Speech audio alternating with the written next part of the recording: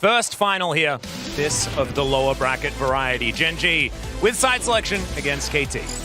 Yeah, and I feel like it's huge for Gen G. It would be the third consecutive finals if they manage to make it, whereas KT, they've been kind of a miss when it comes to finals in years. Yeah, I mean, if you see the Gen G, like, I think they've been, you know, they've been doing all right. Like, they're doing way better than compared to KT. So I think that people were like, oh, Gen G, welcome again. Yeah, and I feel like if you're a long-time watcher of the LCK, you'll remember the days when KT was a force to be reckoned with. But it's been a while. It's been a bit of time where they haven't been able to make it so far. And this has been such a good run, but they're hoping they can keep taking it further. And the last time KT won a best of 5, it was against Chovy. And it was Score picking up his first domestic title. It was one of these beautiful moments, but a lot of it is going to come down to the jungle. Let's have a look at Peanut versus Cuz here. You can see Cuz actually having the match record over Peanut kind of blows my mind, gentlemen. Yeah, but today it could change, right? A 3-0 from Hey, there we go. Back. Yeah, able to turn it around. I mean, it could be equalizers too. You never know. I mean, it's the same as you said it. Like, it's kind of mind-blowing. The Cuz actually doing like really, really good, and also even Peanut. Like, it's kind of 50-50. So that's why it's even harder to predict who's gonna win. Yeah, and I think both junglers have been pretty stellar for the team. There have been some moments, right, where Peanut maybe has been hit or miss, but really solid otherwise. And Cuz, I think how he's worked with BDD has been so solid. Playing things like Veigar with the Viego and managing to beat out Hanwha Life when they had Vi LeBlanc, which should be a much more significant combo in the early game. No, you're exactly right. This moment, exactly, right here, where BDD was able to get around and find that beautiful cage, I think kind of really does put that into focus. But this is the matchup that I think is going to make or break the entire series, and it's the mid lane here, Huni. Yeah, I mean, like, from the Chovy, I think he stepped up really himself a lot, like, especially these seasons, because I think he was mainly really focused on individually. He played, like, how he can actually grow up, like, as much as he can, like, in the short term, like, what he needs to do better. But the thing is, like, he started to change how he can actually, as a play style, he can play for a teammate and then move the map, like, where he actually needs to be for the teammate. That's the crazy thing that, to me, like, Chovy has gotten step up himself, like, one more time. And honestly, I feel like you can say similarly for BDD, he has been such a force to be reckoned with, a player whose maybe expectations weren't super high for coming into the season, but consistently applying pressure in lane, even, you know, playing the Veigar against Zeker's LeBlanc, finding the solo kill. It feels like no matter what, he will push pressure in the laning phase and then look to use that and move around the map to set up his team.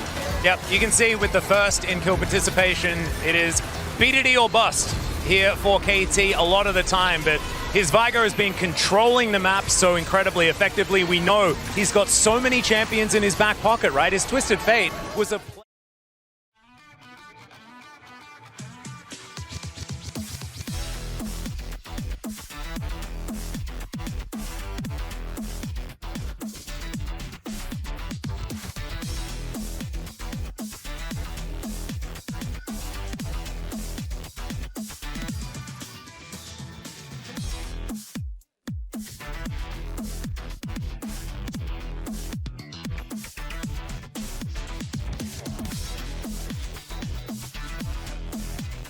There's a chance for revenge here on this very stage, but he and his squad will have to win this best of 5 in front of this massive audience and then prepare for what will be an extremely grueling series tomorrow.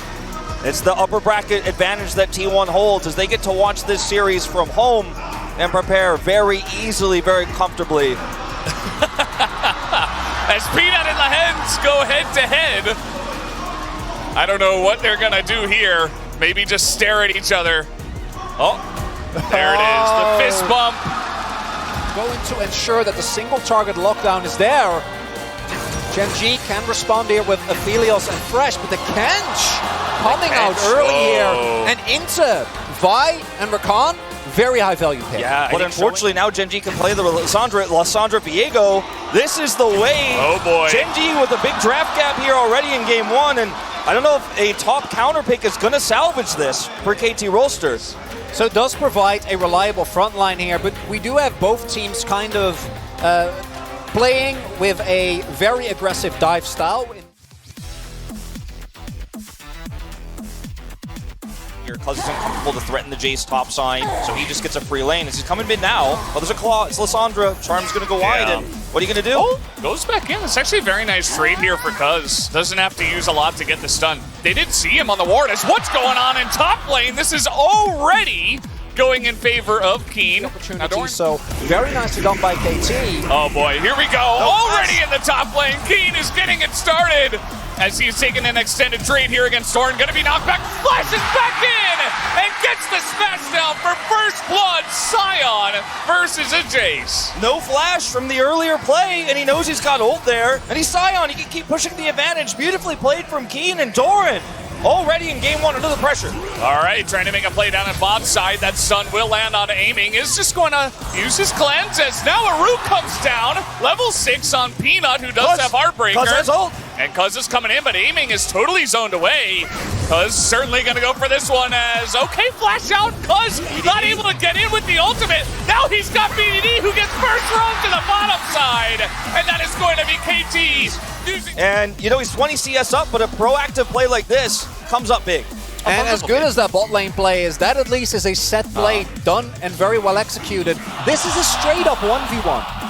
Right, like Kiin is able to, with zero jungle intervention, just through his own laning. They really had a troublesome situation there with BD not able to get in, and then Genji didn't punish. Lahen's in a really rough spot. He's got to charm and just get out as Kiin on the front line here. They can't really leave him to the wolves. He's got to ult away. As yes, he is very tanky, but the second Chovy starts getting some of those hits in. No ults used. Okay, here we go. Big Everfrost on the 2, but BDD has no follow-up as Chovy is trying to zone them. He's zoning Lahen's, but the front line is huge here for KT as Kiin continues to tank. The Vi ultimate comes in onto Doran, and the damage not quite there. Peanut now, both side of Pace. They have the front line this time, and they're able to push them out. Zombie Sion not going to do enough. Maybe a collapse here onto Doran. The Xayah gank is just going to sit here on the bot side. Yeah, and he's actually just ganking Doran, who is 100 to 0'd and has no way to get out. It's still not quite up for Lahen's and aiming, and this is going to be very critical. As it's just really easy setup here. Slow into the ult, into the Q knockup. The root comes through, aiming. Doesn't even need the pullback here to kill him. Yeah, as you can see, as Veldos was saying, Flash is standing there pressing his Q menacingly. Yeah. And now you can see with this build, I mean, yes, he's a little bit tankier, still doesn't keep him alive, but also he's not doing any extra poke. I mean, I can understand kind of going Gore Drinker into Sion. You don't necessarily want to build lethality, but that means that also aiming and BDD aren't really taking too much damage as a little bit of a bait here over the wall as everybody comes in, but a very nice Sonya's from the side of Jovi. He's just staying alive for as long as he possibly can. Look at Kiin. And aiming's not able to join this fight, whereas Pace, he's getting a lot of damage in onto that front line. Peanut able to zone aiming away, who has to cleanse. And now Jovi have the front line in this fight as the damage from the Aphelios may finally take out Kiin, but no, he will survive it. Delight goes too deep. He'll be the first one to go down as the turnaround comes in big from the side of KT. 3 kills go to KT. But KT rolls to 8 kills to 2 now. 3,000 gold in the lead. Like this. And he wants for the kill, and he gets punished. Well, you can't really say the same about Doran, who unfortunately is going to get caught out here. Finally does get devoured, but there's the root onto the Tom Kent, and now Delight may have to pay for it. Down he goes as KT find the picks. In a bad way. Oh boy, here we go, just straight up flash as 100 to 0. No, he is going to get into the Frozen Tomb at least, but Jovi, not in the best of spots, does go down in a trade for Cuz, but KT will take that. So he will take down the turret, and they're just trying to fight front to back here. Some low health bars though, as Kiin is just trying to survive, and nobody can get through the Sion's health bar. Where they didn't have 2 solo lane counter picks.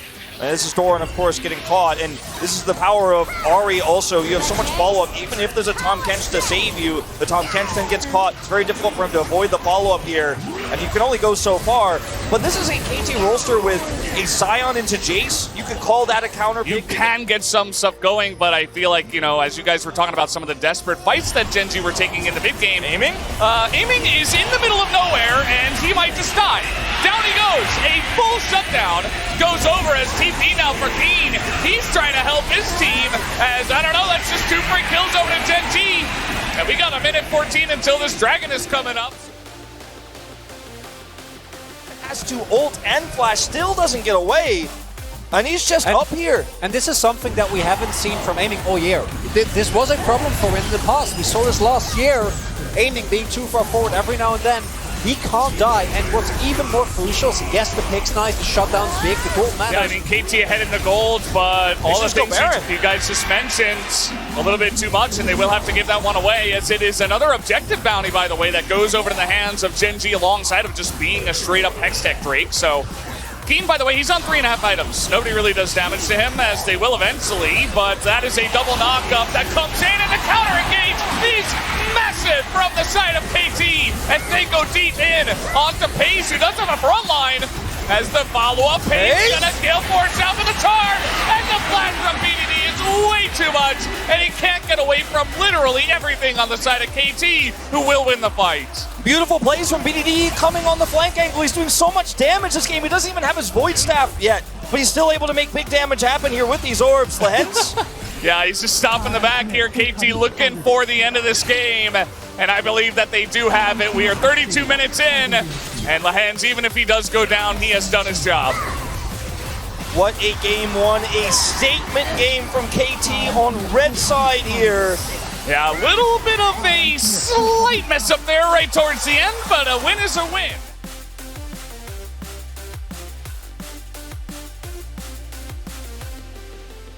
야, 내가 최대한 운영해줄게. 오늘 느낌이 좋다. 느낌이 오잖아. 나이스. 비에고만 내자. 혹시 내절만 조심. 확실하게 이기자. 아, 저기 있네? 뭐야? 내가 끊었어.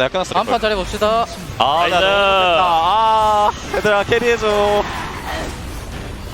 아, 근데 너무 추워. 추워서 그런가? 왜 이렇게 못하지? 그냥 못하는 걸로.